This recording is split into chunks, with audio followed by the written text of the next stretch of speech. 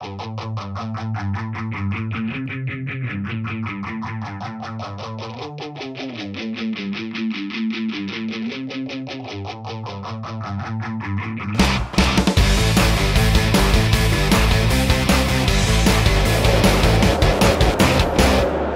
Bonin, bonjour. Bonjour. Je suis heureux de vous retrouver à Bruxelles pour ce congrès des experts comptables consacré à la fiscalité. Oui. Alors du coup, rêvons un peu. Vous venez d'être nommé ministre de l'économie et des finances. Quelle est votre première réforme fiscale? Alors effectivement, c'est du rêve, ministre de l'économie et des finances. Faut rêver un peu. Oui, il faut rêver. En revanche, la fiscalité, c'est pas du rêve. Ça, c'est tout à fait matériel. En plus, sur Bruxelles, c'est quand même intéressant de se poser la question, puisqu'on est quand même dans un monde où on est de plus en plus, bien sûr, interconnecté, mais surtout mondialisé. Nos investissements, nos entreprises, petites, voire très petites, moyennes, très grandes bien sûr, sont tout à fait concernées justement avec cette mondialisation. Et notre fiscalité, je trouve qu'elle n'est pas adaptée sur un certain nombre de domaines, et particulièrement sur la fiscalité du patrimoine.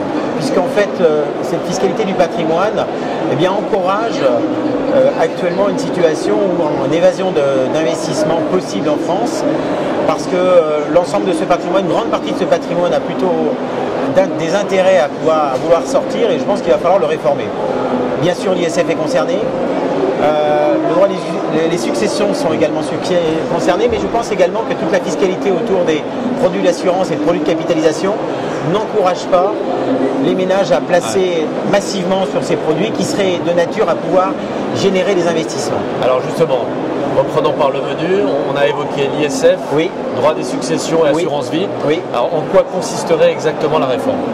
Alors je pense que d'abord, l'objectif n'est pas obligatoirement d'enlever la fiscalité sur les gains.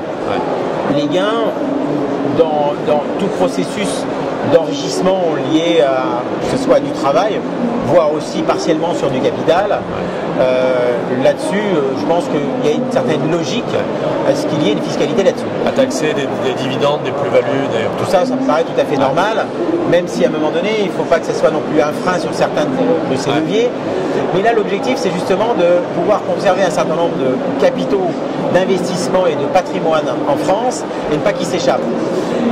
Donc, bien évidemment, c'est de trouver le juste milieu entre continuer à fiscaliser les gains, certains gains sur le capital, mais éviter de fiscaliser du patrimoine ou du capital qui serait simplement investi de façon tout à fait naturelle, et que le seul fait de les investir dans différents supports, serait fiscalisé.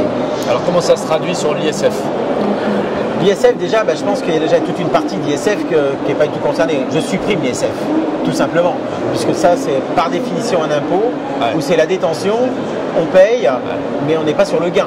On l'a déjà payé, le gain, par l'impôt sur le revenu. En matière de succession, qu'est-ce que vous faites? Le succession, c'est de privilégier l'exonération de la succession qui serait génératrice de perte d'activité économique, de perte d'emploi. Trop souvent, on peut se trouver dans des situations où finalement, du fait de la succession, on va se mettre à céder des biens, et donc à céder un processus économique, à céder une entreprise éventuellement, tout simplement pour pouvoir payer les droits de succession. C'est terrible.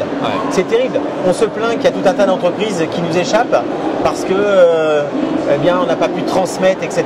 On se plaint qu'on est certes dans des entreprises sur lesquelles le patrimoine français n'est plus là parce qu'il y a des investisseurs étrangers. Faisons en sorte que justement ces entrepreneurs puissent continuer, transmettre à leurs enfants, transmettre à d'autres acteurs, que ce soit des acteurs de l'entreprise déjà existants, mais évitons de se retrouver dans une situation où le simple impôt sur la succession soit générateur de casser cette dynamique économique. Si je comprends bien, vous exonérez les transmissions d'entreprise ou toutes les transmissions? J'exonère les transmissions d'entreprise, notamment. Troisième point que vous évoquiez, l'assurance vie. L'assurance vie, là, clairement, je pense que l'assurance vie est un excellent outil pour pouvoir capter du financement pour l'ensemble de son activité économique. Ça veut dire qu'il faut que ça soit attractif pour l'ensemble des particuliers, pour l'ensemble de la sphère économique, à investir dans les assurances vie, à investir dans l'ensemble de ces outils, de façon à se reconstituer des fonds, et que ces fonds soient des fonds dynamiques pour réinvestir dans le tissu économique. Philippe Bonin, merci pour votre proposition. C'est moi qui vous remercie, à bientôt.